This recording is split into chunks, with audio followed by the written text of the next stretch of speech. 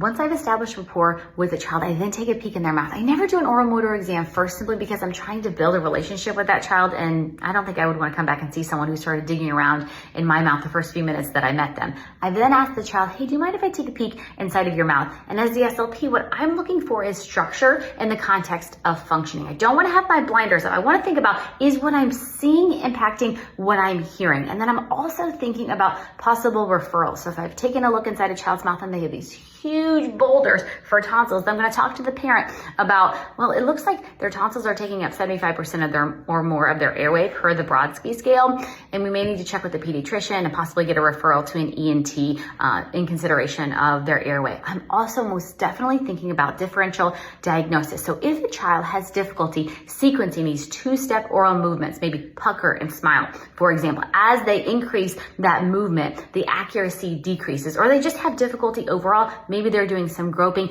then I'm thinking if they're having difficulty with that in terms of sequencing, then they're probably going to have difficulty with sequencing of sounds, or at least I'm going to want to note that they had difficulty sequencing those two-step movements, because in the context of lengthened or disrupted co-articulatory transitions, inconsistent productions, prosody deficits, possibly things like voicing errors, maybe some groping, then this can help you in terms of differential diagnosis because they may have childhood apraxia of speech.